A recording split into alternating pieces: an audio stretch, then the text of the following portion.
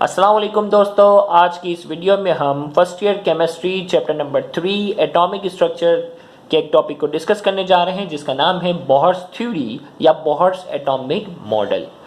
तो आइए सबसे पहले हम इंट्रोडक्शन की बात करते हैं। In 1913 a Danish scientist Niels Bohr put forward his famous points about the model of an atom with the help of which the defect of Rutherford atomic model were remove. 1913 में एक Danish scientist Niels Bohr ने अपना एक अहम atomic model पेश किया जिसकी मदद से Rutherford atomic defects of Rutherford atomic model पर रिमूव। रदरफोर्ड पर एटॉमिक मॉडल पर उठने वाले जो भी एतराज़ात थे वो बोहर के एटॉमिक मॉडल के बाद वो एतराज़ात दूर हो गए थे। अब इसकी क्या अहम पॉइंट है उसकी हम बात करते हैं। सबसे पहला, electron revolves around the nucleus in more than one orbit. यहाँ इसने कहा कि इलेक्ट्रॉन जो होता है ना न्यूक्लियस के चक्कर लगाता है ना, तो ये किसी एक ऑर्बिट में नहीं लगाता है, एक से ज़्यादा ऑर्बिट में लगाता है। पहले में भी लगा सकता है, दूसरे में भी चक्कर लगा सकता है, तीसरे में भी चक्कर लगा सकता है। दूसरा point, the energy of each orbit is fix, therefore orbit are also called energy level.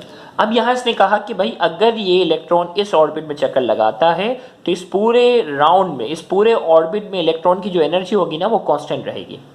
अगर इलेक्ट्रॉन इस ऑर्बिट में चक्कर लगा रहा है तो इस पूरे ऑर्बिट के दौरान इलेक्ट्रॉन की जो एनर्जी होगी वो क्या रहेगी, कांस्टेंट रहेगी। इसी तरीके से अगर तीसरे में जा रहा है तो उसकी एनर्जी वहां अलग होगी और वो कांस्टेंट होगी। तो इसीलिए इसने कहा the energy of each orbit is fix. Her orbit की अपनी अपनी एनर्जी होती है, वो फिक्स होती है। Therefore orbits are also called energy level. इसीलिए ऑर्बिट्स को एनर्जी लेवल का भी नाम देते हैं। Number 3, as long as electron revolve in its own orbit, it does not absorb or radiate energy. यहाँ जब तक इलेक्ट्रॉन अपने ऑर्बिट में चक्कर लगाता है, जब तक इलेक्ट्रॉन अपने ऑर्बिट में चक्कर लगा रहा होता है, उस वक्त ना उसकी एनर्जी में कमी आती है, ना उसकी एनर्जी में क्या होता है, इजाफा होता है। उसकी एनर्जी क्या रहती है, कांस्टेंट रहती है। उसकी एनर्जी पर कोई फर्क नहीं पड़ता। चौथा point, when electron absorb energy equal to the energy difference of two orbits, it becomes excited and jump to the next energy level. When it comes back to the lower energy level, same amount of energy is liberated in the form of radiation which was absorbed during excitation. यहाँ इसने कहा कि गौर से सुनिएगा, जब electron energy absorb करता है वो एक्साइटेड हो जाता है। एक्साइटेड का मतलब अपना ऑर्बिट छोड़कर कहाँ चले जाता है, ऊपर वाले ऑर्बिट में चला जाता है।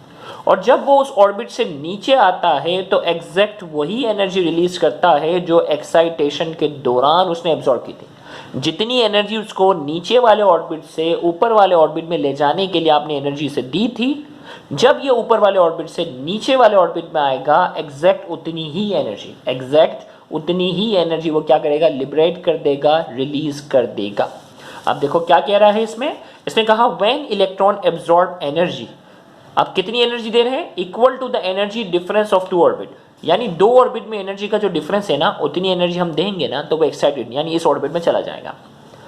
इट बिकम्स एक्साइटेड है and jump to the next higher energy level, और वो जंप करता हुआ नेक्स्ट ऊपर वाले ऑर्बिट में चला जाएगा। And when it come back to the lower energy level, same amount of energy is liberated in the form of radiation. और जब वो जंप करता हुआ कहाँ आएगा, नीचे आएगा, तो एग्जैक्ट वही एनर्जी, उतनी ही मिकदार की एनर्जी जो होगी वो रिलीज होगी जितनी उसने क्या की थी, एब्जॉर्ब की थी। Liberated in the form of radiation which was absorb during excitation, और वो एनर्जी रेडिएशन की शक्ल में निकलेगी। पांचवा point, the angular momentum of revolving electron is integral multiple of h upon 2 pi, so it can be written as mvr equal to nh upon 2 pi. अब ये जो पांचवा पॉइंट है टोटल मैथमेटिकल है। ये कह रहा है the angular momentum of revolving electron is integral multiple of h upon 2 pi. अब ये कह रहा है कि एंगुलर मोमेंटम है ना, एंगुलर मोमेंटम को हम फिजिक्स में शो करते हैं L से, और ये एंगुलर मोमेंटम जो है ये किसके मल्टीपल होगा, इंटीग्रल का मतलब कंप्लीट नंबर की बात है, या तो 1 होगा या 2 होगा या 3 होगा या 4 होगा। तो यहाँ कह रहा है इंटीग्रल मल्टीपल होगा किसके, h अपॉन 2 पाई के। यानी या तो वो h अपॉन 2 पाई के बराबर होगा एंगुलर मोमेंटम, या उसका डबल होगा, या उसके 3 गुना होगा, या इसके मुकाबले में 4 गुना होगा, या 5 गुना होगा, या 6 गुना होगा, या 7 गुना होगा, मतलब इसका कंप्लीट नंबर का क्या होगा, मल्टीप्लीकेशन होगा। मतलब अगर पहले ऑर्बिट में है, गौर से सुनिएगा, पहले ऑर्बिट में है तो इसका एंगुलर मोमेंटम L बराबर है h/2π। अगर दूसरे ऑर्बिट में है, गौर से सुनिएगा, दूसरे ऑर्बिट में है तो यहाँ 2 आ जाएगा, 2h/2π। तीसरे में है तो ये हो जाएगा 3h/2π। चौथे ऑर्बिट में है तो 4h/2π। ऐसे करके जो भी ऑर्बिट होगा ना उसके इंटीग्रल कंप्लीट नंबर के क्या होगा, मल्टीप्लाई होगा। तो लिहाजा हमने ये क्या कर दिया, L की जगह हमने लिख दिया NH/2π। क्या लिख दिया हमने, L लिखा H/2π, और N किसे शो कर रहा है, नंबर ऑफ ऑर्बिट को। और फिजिक्स में L जो होता है ना वो बराबर होता है mvr। L किसके बराबर होता है, एंगुलर मोमेंटम का जो फॉर्मूला होता है mvr, मास, वेलोसिटी और ये रेडियस को शो कर रहा है NH/2π। तो ये फॉर्मूला जो है वो क्या किया है, बोहर ने लिखा।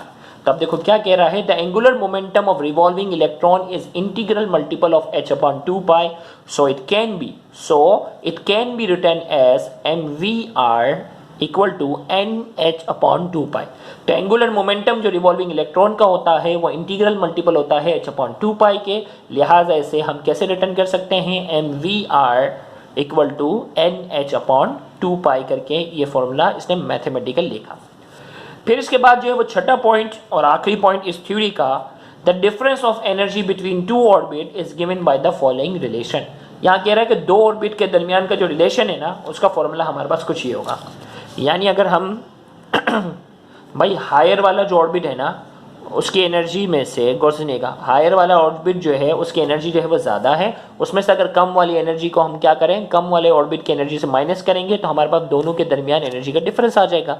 तो यहाँ यही कह रहा है कि ये हायर वाला है, हायर ऑर्बिट की एनर्जी में से अगर लोअर वाले ऑर्बिट की एनर्जी को क्या कर दिया जाए, माइनस कर दिया जाए, तो एनर्जी का डिफरेंस हमें क्या हो सकता है, मालूम हो सकता है। तो यहाँ से कहा the difference of energy between two orbit, दो ऑर्बिट के दरमियान कितना एनर्जी का डिफरेंस है वो इस रिलेशन से हम मालूम कर सकते हैं। डेल्टा ई बराबर है ई हायर एनर्जी लेवल की एनर्जी माइनस ई लोअर एनर्जी लेवल की एनर्जी, और ये इक्वल टू लिखा हुआ है एच न्यू, क्योंकि प्लांक्स थ्योरी के अंदर हमने पढ़ा था ना कि डेल्टा ई किसके बराबर है, एच न्यू। तो एच न्यू बराबर है ई हायर माइनस ई लोअर। तो ये फॉर्मूला हमारे पास बन गया, हायर वाली एनर्जी ये लोअर वाली एनर्जी, और प्लांक्स क्वांटम थ्योरी के मुताबिक एनर्जी जो रेडिएशन की होती है वो किसके बराबर होती है, H/2π के। ये भी हमने डिस्कस किया। तो ये 6 पॉइंट थे हमारे पास बोहर्स एटॉमिक मॉडल के हवाले से।